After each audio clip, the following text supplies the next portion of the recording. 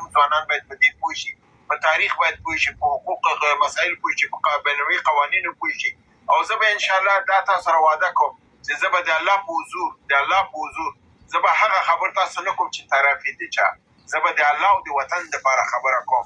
زه به د ګوند لپاره، شخص لپاره، د فرد لپاره، د نظام لپاره نه مې تر ننه خبره کړې ده، نه یې کوم. او ټولو ته معلومه ده زما نه اسلامي امارت کې مشران ولې خفه دي، وایي ته ولې زموږ مشر باندې راسم ګواښ کوې. زه وایم چې مسؤل زما ته مشر دی، ځکه چې کار د هغه په لاس کې دی. وزیر خو نه دی چې زه اوس وزیر ته خبره وکړم، ځکه چې وزیر خو که وزیر مسؤل وی نو ما به وزیر نیولی وی. نو دا خپله تاسو ته دا ښیي چې زه سره د اسلامي امارت خواخوږی یم.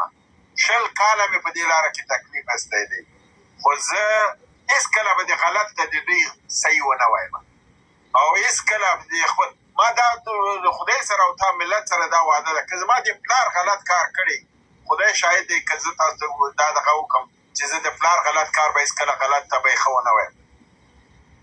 دا ګورئ تر څو موږ تاسو داسې کار ونه کړو زموږ نوی نسل دا نه پوهېږي. دوی ته باید موږ دا انتقال کړو. دا 40 کاله ما سره کومه لوبه شوې، زما ملت سره کومه لوبه شوې، زما تاریخ کې ما سره کومه لوبه شوې. ولې زه داسې ضعیفه شوم، ولې زه ټوټې شوم، ولې اسلام بدنام شو، ولې جهاد بدنام شو، ولې د په څه لګیا یو؟ سیمه کې لوبه روانه ده، پاکستان در سره لوبه کوي لګیا دی، ایران در سره لګیا دی لوبه کوي، په امریکا در سره لوبه کوي. هېڅوک ستا دوست نه دی. ستا دوست څوک دی؟ ته په خپل دوست دی، د دې خاورې بچی یې، ته یو بل سره به لاس ورکوي، دا خاوره به جوړېږي او هغه په همدې جوړېږي چې ته به د علم زیاته علم دی چې خپل زیات که ته رڼا ته مخ کېږي، ته په هر څه پوهېږي، ته په سمه روانېږي. کله چې تا علم زیات شو، ته اقتصاد دې قوي کړه، چې علم او اقتصاد دې قوي شو، دفاع دې قوي کړه، چې دفاع دې قوي شو، سیاست دې قوي کېږي، بیا تا ته څوک کږې نه شي کتلی، بیا تا ته څوک تا په سپېره ځان او شلېدلي لباس باندې روس او امریکا او انګلیس مات کړل.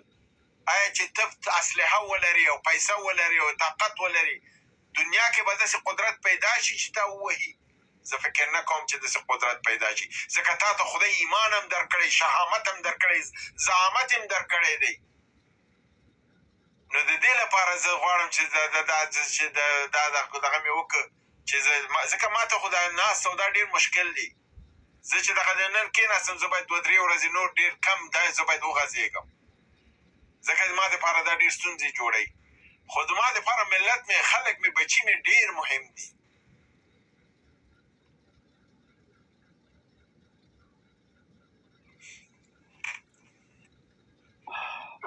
بله فاطمي صاحب ډېره زیاته مننه. کور مو آباد، خدای مو خوشحال لره. بس موږ به دعاګانې کوو د دوستانو په ملاتړ وي، ستا پروګرامونه به ملاتړ کوي همیشه، او زه په دې مطمئنه یم دا ډبل ټیپ او دغه موضوعات چې دوستان کوي حتما به زموږ سره په مالي برخه کې هم ملاتړ کوي او په هره برخه کې به زما استاد سره دوی وي او ټول به په ګډه سره د وطن د ابادۍ لپاره کار کوو. زما او ستا وخت هم ورو ورو پای ته رسېږي. د دوستانو څخه به خدای پاماني اخلو. 3 ورځې وروسته په خیر دوستان منتظر واوسېږي په همدغه ټایم چې ما ته نن لایف راغللو. انشاءالله دا به دوستانو نه پوښتنه وکړو چې آیا دوی ته همدا وخت مناسب دی؟ دوی کوم موږ ته وخت دی ووایي چې دغه وخت ډېر مناسب دی، په هماغه وخت به انشاءالله موږ راځو. یو د راتګ نه نن هدف همدا و چې زموږ وخت هم موږ ته معلوم نه و چې داسې وخت دی چې دغه دوستان د مختلفو نقاط دنیا نه دي چې دوی ته دا وخت مناسب وي. دې لپاره دا ډېر ضروري ده دوی موږ ته ولیکي چې همدا وخت صحیح دی، موږ به په همدې وخت راځو. بل دا دی چې دا موږ ته ولیکي چې څومره وخت برنامه مناسبه وي، 1 ساعت مناسبه وي یا د ده نه زیاته مناسبه وي، که 2 ساعته وقفه به پکې اخلو او بیا به بېرته دوباره کوو چې ما دپاره مې دغه کېږي، وقفه راځي دغه کېږي. زه چې څومره دلته دوستان سره زیات اوسم زه خوشحالېږم، څومره چې زیات دی نظر اورم دا کېږي.